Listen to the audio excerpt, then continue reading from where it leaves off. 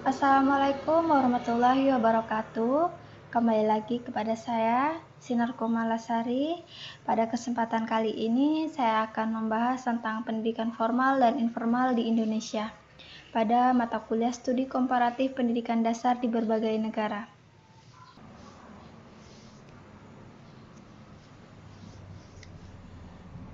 Pada sesi diskusi ini terdapat dua pertanyaan. Pertanyaan pertama, dalam konteks pendidikan dasar di Indonesia, bagaimana perbandingan antara manfaat dan tantangan dari pendidikan formal dan informal? Sebagai guru pendidikan dasar, bagaimana Anda dapat mengintegrasikan elemen-elemen pendidikan informal ke dalam kurikulum formal untuk meningkatkan keterampilan sosial, kreativitas, dan penerapan pengetahuan dalam kehidupan sehari-hari? Pertanyaan kedua, pendidikan formal dan informal memiliki peran yang signifikan dalam pembentukan karakter dan keterampilan siswa di tingkat pendidikan dasar. Namun, di Indonesia masih banyak anak-anak yang mengalami kesenjangan dalam akses terhadap pendidikan formal. Sebagai guru, bagaimana Anda dapat berperan dalam mengatasi tantangan ini, terutama untuk siswa yang mungkin memiliki keterbatasan akses terhadap pendidikan formal? Bagaimana pendekatan Anda untuk memastikan bahwa pendidikan informal juga dapat memberikan kontribusi positif bagi perkembangan mereka?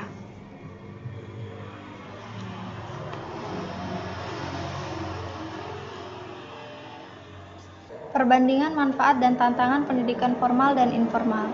Dalam konteks pendidikan dasar di Indonesia, pada usia 6 hingga 12 tahun, mencakup SD atau MI atau setara, sebagaimana diatur dalam pasal 17 hingga 18 Undang-Undang Nomor 20 Tahun 2003 tentang Sistem Pendidikan Nasional.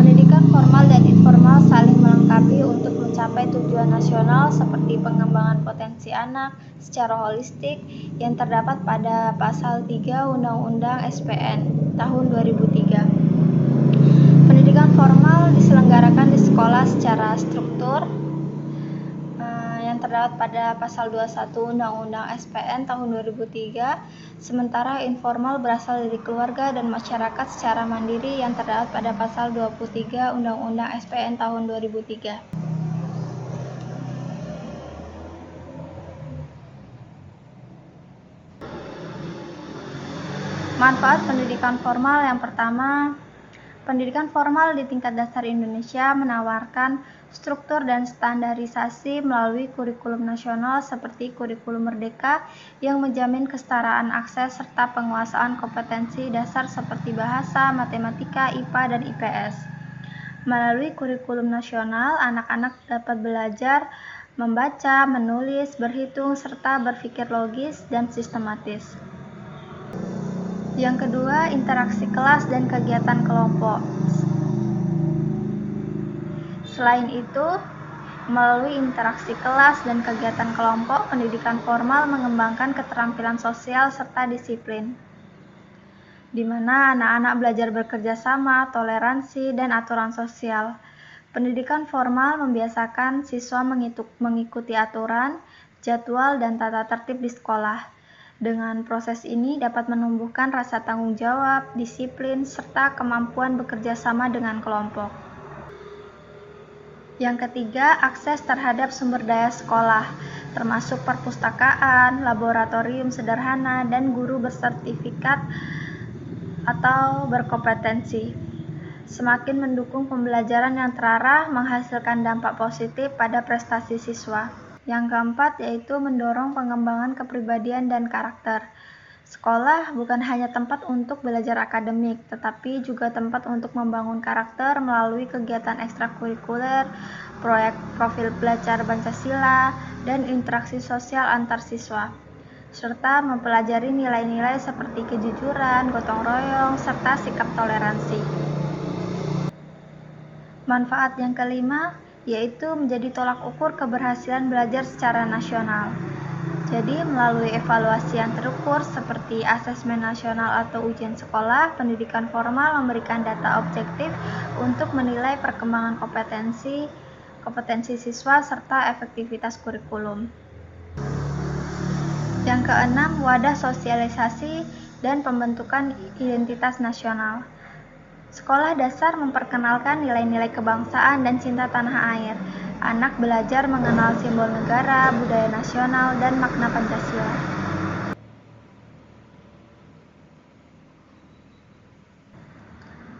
Tantangan pendidikan formal. Yang pertama, pendidikan formal di tingkat dasar Indonesia menghadapi keterbatasan akses dan kualitas yang signifikan, terutama di daerah terpencil, di mana infrastruktur minim seperti ruang kelas rusak yang menyebabkan putus sekolah, serta infrastruktur jalan yang tidak mendukung. Yang kedua, keterbatasan kompetensi dan profesionalisme guru.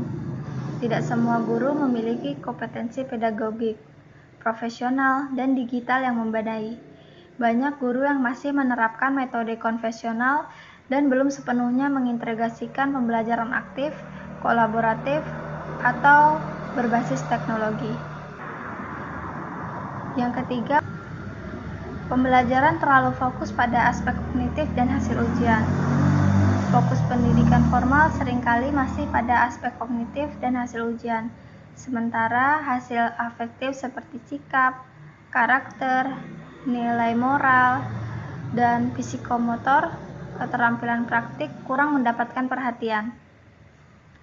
Yang keempat, keterbatasan sarana dan prasarana sekolah. Banyak sekolah dasar di Indonesia masih kurang fasilitas seperti ruang belajar yang belum layak, laboratorium, jaringan internet, dan media pembelajaran digital. Hal ini yang menghambat penerapan pembelajaran berbasis TIK di sekolah-sekolah dasar pedesaan. Yang kelima, kurikulum kurang fleksibel terhadap konteks lokal. Kurangnya fleksibilitas dalam kurikulum yang kaku membuat kurang adaptif terhadap konteks lokal seperti budaya daerah, sehingga menghambat pengembangan kreativitas.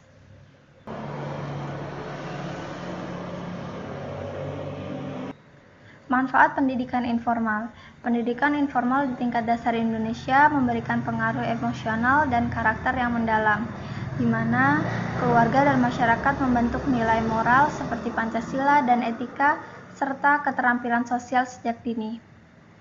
Manfaat yang pertama yaitu membentuk karakter dan nilai moral.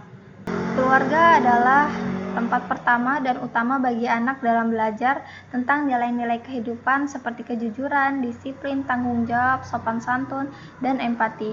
Pendidikan karakter ini menjadi dasar penting bagi keberhasilan anak di sekolah formal. Yang kedua, menumbuhkan kemandirian dan tanggung jawab. Melalui kegiatan sehari-hari, anak belajar mengatur dirinya sendiri, membantu orang tua, serta bertanggung jawab atas tugas-tugas kecil. Di rumah, anak diajarkan untuk menyiapkan perlengkapan sekolah atau merapikan tempat tidurnya setiap pagi.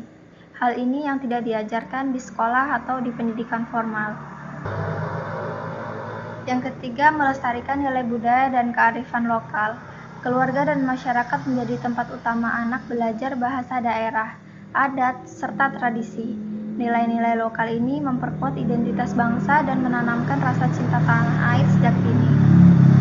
Yang keempat, pembelajaran fleksibel dan kontekstual. Pendidikan informal bersifat bebas, tidak terikat waktu dan kurikulum, sehingga dapat menyesuaikan dengan kondisi dan kebutuhan anak. Hal ini membuat proses belajar lebih menyenangkan dan relevan dengan kehidupan sehari-hari. Tantangan pendidikan informal. Yang pertama, keterbatasan pengetahuan dan wawasan orang tua. Tidak semua orang tua memahami cara mendidik anak dengan benar. Banyak yang belum memiliki pengetahuan tentang psikologi anak, metode belajar efektif, atau pentingnya komunikasi yang positif. Hal ini yang menyebabkan pendidikan informal sering berjalan tidak terarah dan hanya bersifat spontan. Yang kedua, kurangnya waktu dan perhatian terhadap anak. Tantangan besar di masa sekarang adalah banyak orang tua yang sibuk bekerja sehingga waktu interaksi dengan anak sangat terbatas, sehingga nilai-nilai karakter dan pembiasaan positif kurang ditanamkan secara konsisten di rumah. Yang ketiga, tidak ada kurikulum atau standar pembelajaran. Karena pendidikan informal tidak diatur secara formal, tidak ada standar kurikulum, metode maupun evaluasi yang jelas. Hal ini menyebabkan kualitas pendidikan yang diperoleh anak sangat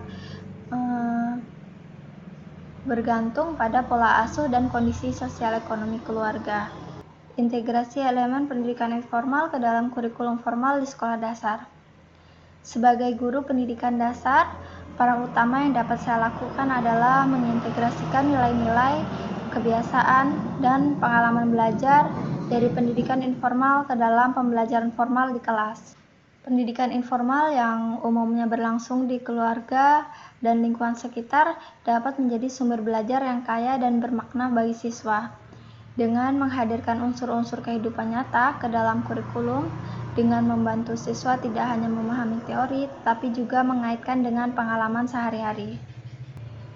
Salah satu cara yang dapat dilakukan adalah dengan menghadirkan nilai-nilai keluarga dalam kegiatan pembelajaran. Dengan mengajak siswa untuk menceritakan pengalaman mereka di rumah, seperti pengalaman mereka membantu orang tua, berbagi dengan saudara, atau menjaga kebersihan lingkungan. Kegiatan ini tidak hanya memperkuat keterampilan komunikasi dan empati, tetapi juga menanamkan karakter tanggung jawab serta rasa hormat terhadap keluarga. Yang kedua, melibatkan masyarakat dalam pembelajaran melalui proyek berbasis lingkungan. Misalnya, pada tema kegiatan ekonomi di sekitarku, siswa diajak mewawancara pedagang di pasar atau pengrajin lokal untuk memahami konsep ekonomi sederhana. Melalui kegiatan seperti ini, siswa belajar menerapkan pengetahuan secara langsung sekaligus mengembangkan keterampilan sosial, berpikir kritis, dan kerja sama tim. Yang ketiga, menumbuhkan kreativitas. Dengan mengintegrasikan kegiatan non-akademis seperti menggambar, menari, berkebun, atau membuat kerajinan dari bahan bekas, aktivitas tersebut meniru suasana pendidikan informal yang lebih bebas dan ekspresif sehingga siswa merasa senang, termotivasi, dan dapat menyalurkan imajinasinya tanpa tekanan akademik. Yang keempat, dengan membiasakan nilai-nilai sosial seperti saling menyapa, meminta maaf, atau berbagi makanan dalam kehidupan sekolah. Pembiasaan sederhana ini meniru pada pendidikan keluarga di rumah dan secara tidak langsung memperkuat karakter sosial, empati, serta kedisiplinan siswa. Yang kelima, menerapkan pembelajaran kontekstual, di mana guru mengaitkan materi pelajaran dengan kehidupan nyata siswa. Misalnya, saat belajar pecahan dalam matematika, siswa diminta mempraktikkan pembagian kue di rumah. Dengan pendekatan seperti ini, membuat siswa lebih mudah memahami konsep karena belajar melalui pengalaman langsung.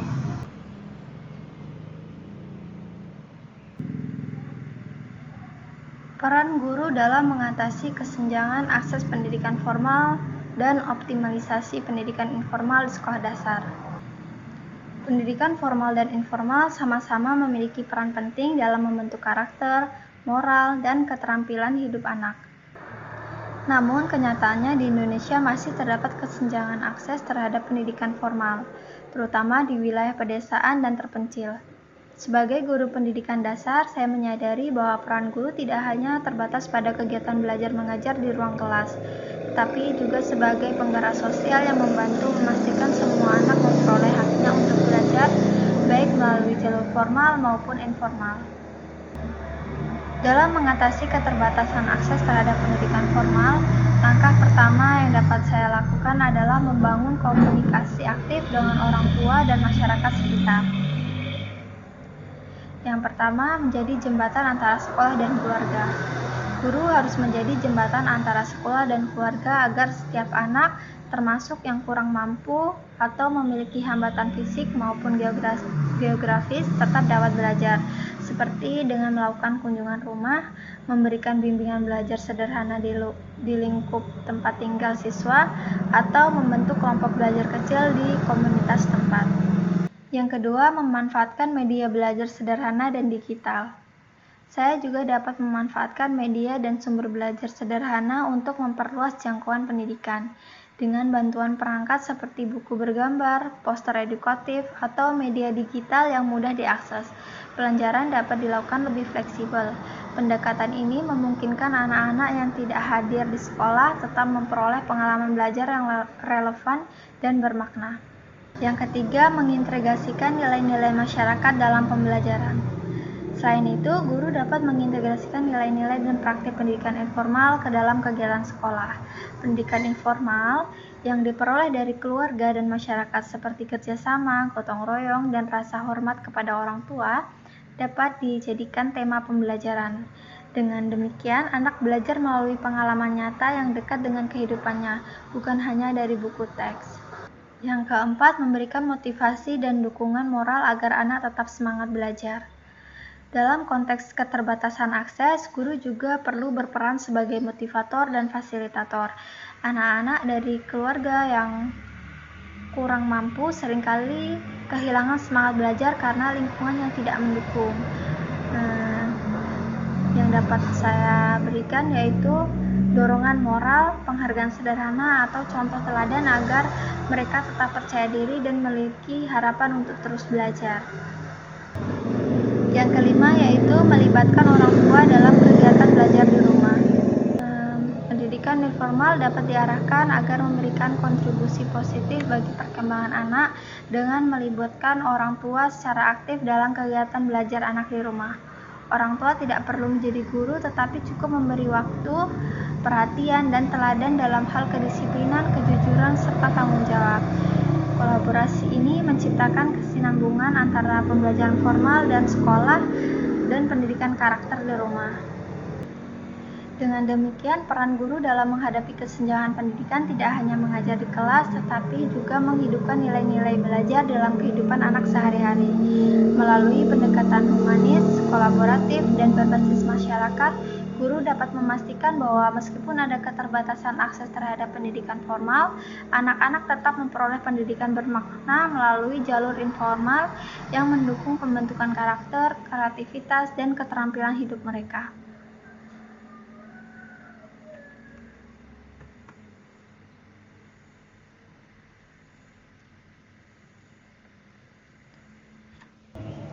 Kesimpulan atas dua pertanyaan diskusi, pendidikan formal dan informal saling melengkapi dalam membentuk karakter dan kompetensi siswa sekolah dasar.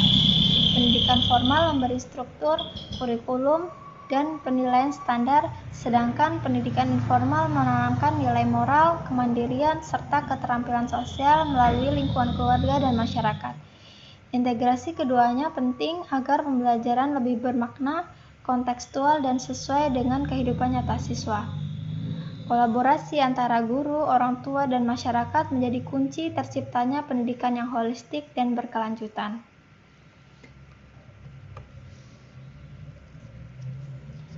Demikian pemaparan dari saya terkait dua pertanyaan pada diskusi 3. Kurang dan lebihnya saya mohon maaf yang sebesar-besarnya. Saya akhiri, wabillahi taufiq wal hidayah. Wassalamualaikum warahmatullahi wabarakatuh.